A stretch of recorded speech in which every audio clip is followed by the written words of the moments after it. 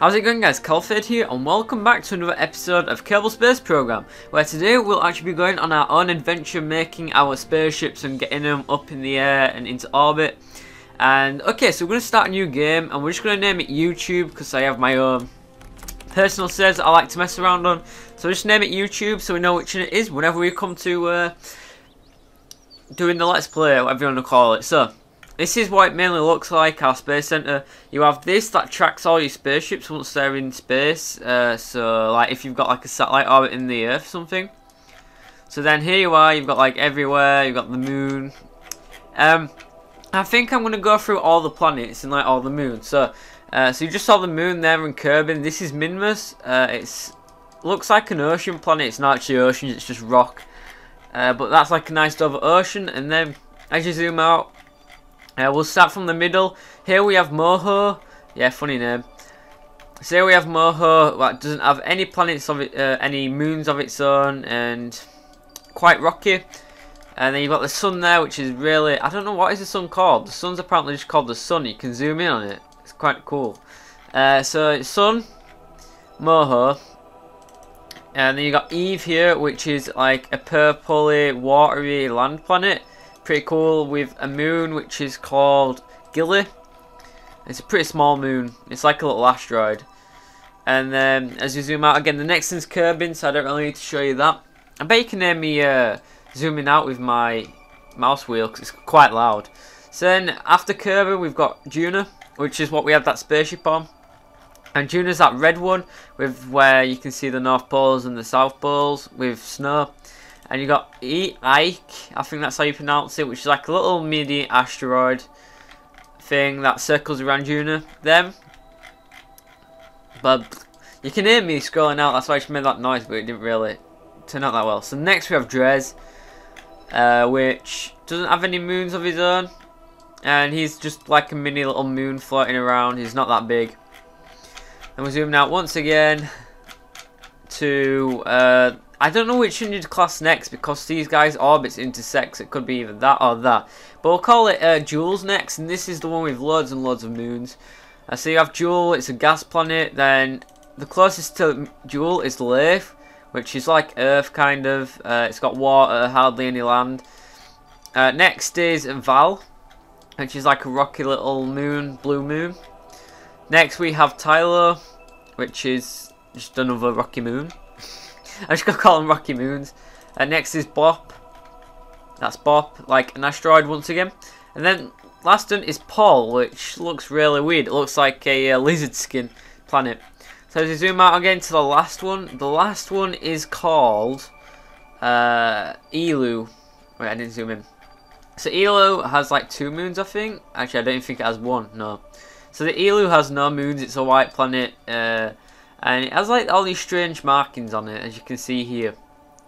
And it's got like a circle. So yeah, there are all the planets in the solar system. They might add more solar systems or something in the future, because it is possible to actually get really far out into space. So we're going to create our spaceship today. And then probably next episode then we're going to launch a spaceship, because I'll be talking through all the parts and how to make the spaceship. So the most default spaceship is what I'm going to make today. So you have all these command pods here, is what you need to make the ship. So like if you want a satellite that doesn't want a man in it, so like it's always going to be in space, you want one of these that is powered by electricity. And then if you want to like have crew to operate it, and you need crew to land on like moons or something, you use these up here. So the main simple one is the command pod MK1, I didn't mean to click that. Now you scroll up and down to make it go higher and lower. So you want it quite high. And this is going to be our main command pod, which only holds 1 person, I think. So now we've got that. Now we want a parachute on the top, because if we're coming back down to Earth or onto a planet, you want to enable your parachute so you can land on it. So there's these type of parachutes. Is that is a massive one, then there's that. Now I think the difference between these two is one lets out 3 parachutes and one lets out 1. And that ends for heavy spacecraft, that ends for light spacecraft, so that's for light, that's for heavy. But the one we're going to be using is this little one here. Wait, I'm trying to put that back. This little one here, which is called the MK16 parachute. So if we ever come back down to Earth, which I think we will, he'll be using that with the command pod. And then what you want next is a decoupler, and what this does is it removes it from all the ship. So then you'll have the ship at the bottom of here where you can have all the fuel, and then as you want to come back down into Earth and you don't want to bring all your fuel tanks with you, you just plop it off and it'll come back down to Earth. But you got to make sure you're in the Earth's atmosphere. So yeah, that's that. So after we've got that, now we need some fuel. So we can either right now add some controls, so an SES module, or we can add the fuel. I'll add the fuel tank straight away, but I think we're going to add the SES module there, just for now. And then now what we're going to add is some fuel tanks. But first, before I add the fuel tanks, I just want to show you this down here. So this is the symmetry mode, where if you want to keep the ship balanced and you don't have to place your own things, you just place it around like that. And then the angle snap is like, it's really useful. So if you've placed something like in the middle there, you can also place it in the middle there, rather than having to try get the position right.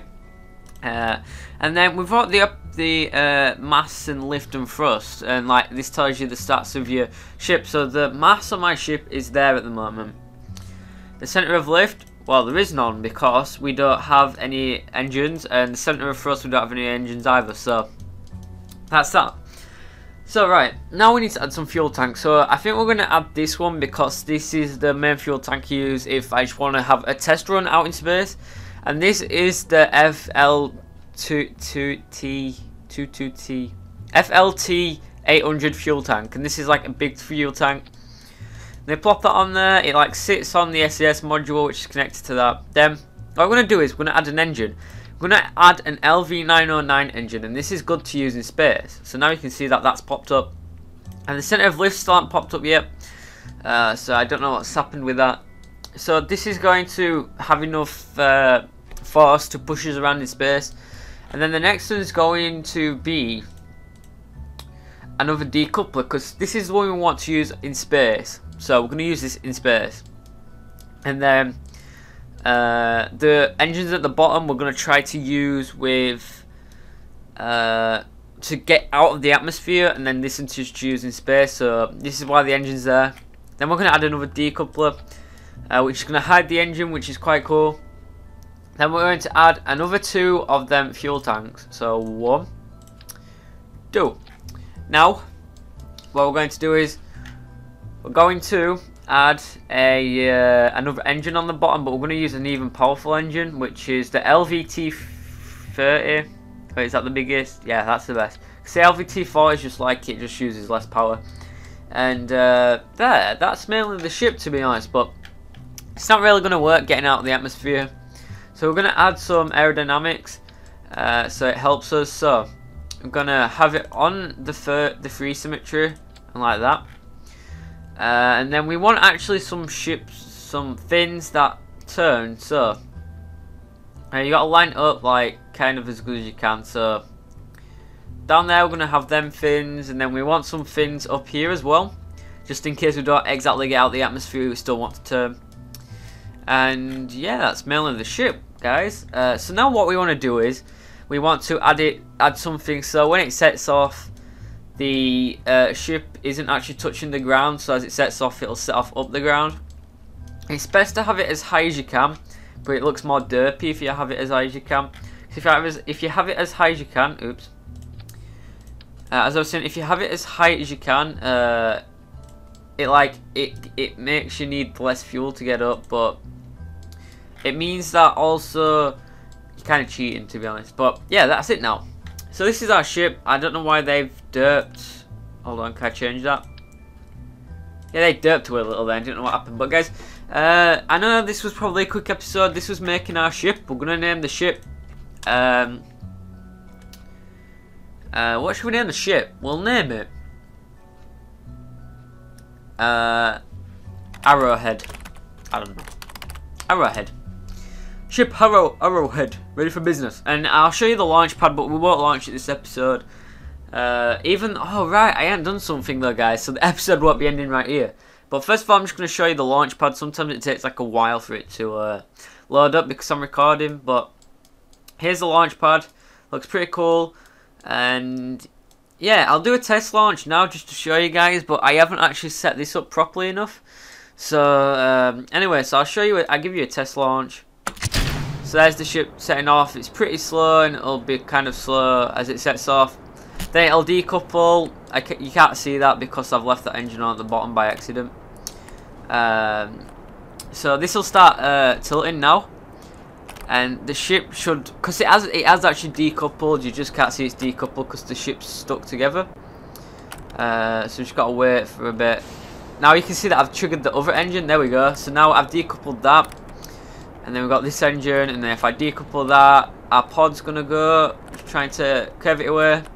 And then your parachute actually opens at 500 meters. So if I open it now, you can see we're going down into land, and the parachute opens around 500 meters, and then we can just time warp as we go down.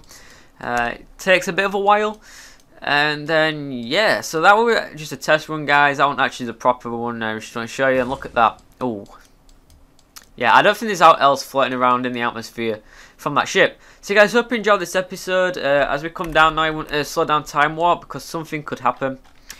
And there we go, we're back down, drop, and then we've got, what was his name again? Jedger Kerman. So yeah guys, hope you enjoyed this episode. Also, just one more thing, you can repack your chute like that. It's quite good. So hope you enjoyed this episode. It's CalFayD here, and I'll see you in my next Kerbal Space Program episode. If you enjoyed it, remember to hit that like button, and I'll see you next time.